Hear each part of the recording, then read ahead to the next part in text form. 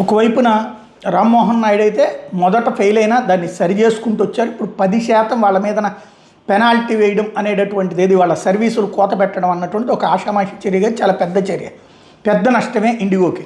అయితే ఈ సందర్భంలో ఆర్నాబ్ గోస్వామి మీద విరుచుకుపడ్డామా, లేకపోతే కనుక మోడీది ఫెయిల్యూర్ తప్పించి వీళ్ళదేం కాదు, లేకపోతే అదానికి అంబేయడానికి మోడీ ప్రయత్నిస్తున్నాడు, ఇట్లాంటి దిక్కుమాలినటువంటి నేరేషన్లతో మనం 24 గంటలు ఏది వ్యక్తి పూజ పెరిగిపోయి, వ్యక్తి భక్తి పెరిగిపోయి, నోటికొచ్చిన కారు కోతలు కూసేటటువంటి లేదా అడ్డదిడ్డమైనటువంటి భ్రమలలో బ్రతికేటటువంటి వాళ్ళ పోస్టుల్ని అలా పెడితే ఏది ప్రధానమంత్రి మోడీను తర్వాత అమిత్ షా ఫోన్ చేసి నువ్వు బాగా చేసావు అబ్బాయి అని చెప్పి రామ్మోహన్ నాయుడిని ప్రశంసించారు. లాంటి పనికిమాలిన పోస్టులు అయితే పెట్టారు. కానీ వాళ్ళిద్దరూ కూడా ప్రశంసించినట్టు వాళ్ళ స్టేట్మెంట్లో లేదు, ఇంకోటి లేదు. అది కనుక చేసుంటే కనుక టోటల్ ప్రతిపక్షం అమ్మలనక్కల్ని తిట్టుండేదన్నమాట.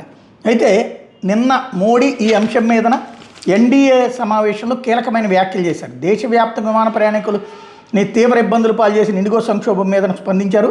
విమానాల నిర్వహణ లోపాలతో ప్రయాణికులు ఎలాంటి సమస్యలు తలెత్తవద్దని స్పష్టం చేశారు. చట్టాలు నిబంధనలు ఏవైనా సరే వ్యవస్థలను సరిచేసేలా ఉండాలి తప్ప ప్రజలు వేధించేలా ఉండద్దన్నారు.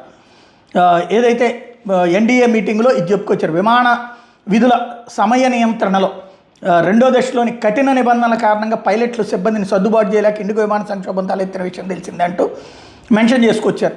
ఇలాంటి సమయంలో నిబంధనలు చట్టాలు ప్రజలు ఇబ్బంది పెట్టేలా ఉండొద్దంటూ ప్రజాని వ్యాఖ్యలు చేశారు అన్నటువంటి దాన్ని ఇప్పుడు మీడియా హైలైట్ చేస్తోంది.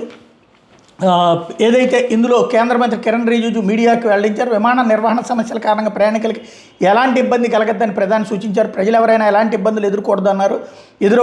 నిబంధనలు చట్టాలు ముఖ్యమైన అవి వ్యవస్థలను సరిచేసేలా ఉండాలి కానీ ప్రజలను వేధించేలా ఉండకూడదని స్పష్టం చేశారు. ప్రజల జీవితాలను మరింత మెరుగుపరిచేలా సంస్కరణలు అమలు చేయడం మీద ఎంపీలు దృష్టి పెట్టాలని సూచించారు. దీన్ని వీళ్ళు ఎలాంటి ప్రొజెక్షన్ చేసుకొస్తున్నారంటే మళ్ళీ అయితే ఆపేయమన్నారు మోడీ అన్నటువంటిది. ఆయన చెప్పింది రూల్స్ని కరెక్ట్గా అమలు చేయండి, సిస్టమేటిక్గా మానిటర్ చేయమని. దాన్ని అర్థం చేసుకోవడంలో ఉండేటటువంటి పొరపాటు మన దగ్గర ఏది రాష్ట్ర విభజనకు ముందు ఎట్లయితే అబ్బెబ్బే రాష్ట్రం విడిపోదు పాడు లేదు ఊరికి నట్ట చెప్పి తెలంగాణ వాళ్ళని మనవాళ్ళు మోసం చేసి అక్కడ ఓట్లు పొందుతారు అంటూ మనల్ని అందరినీ నమ్మించి చివరికి రాష్ట్ర విభజన జరుగుతున్నప్పుడు అబ్బెబ్బే ఇదంతా మాకు సంబంధం లేదు కాంగ్రెస్కి సంబంధం అని చెప్పి ఆ తర్వాత విడిపోయే రోజు నీకేం కావాలరా నాయన అని అడుగుతుంటే కూడా ఏమీ చెప్పకుండా మూసుకు కూర్చుని అదేమంటే మా ఆత్మగౌరవం అని చెప్పి విడిపోయిన తర్వాత అర్రెర్రే మాకు ఏమీ ఇవ్వకుండా విడదీసేశారు ఇదేం దుర్మార్గం అంటూ స్టేట్మెంట్ ఇచ్చట 24 గంటలు విద్యావంతులైనటువంటి తటస్థ ప్రజల్ని కూడా మోసం చేయగలిగినటువంటి నీచమైనటువంటి రాజకీయం ఒక్క ఆంధ్రప్రదేశ్కి మాత్రమే చెల్లుతుంది. మనం చదువుకున్న మూర్ఖులం అయ్యాం అన్నటువంటిది మరోసారి నిరూపణ అవుతుంది.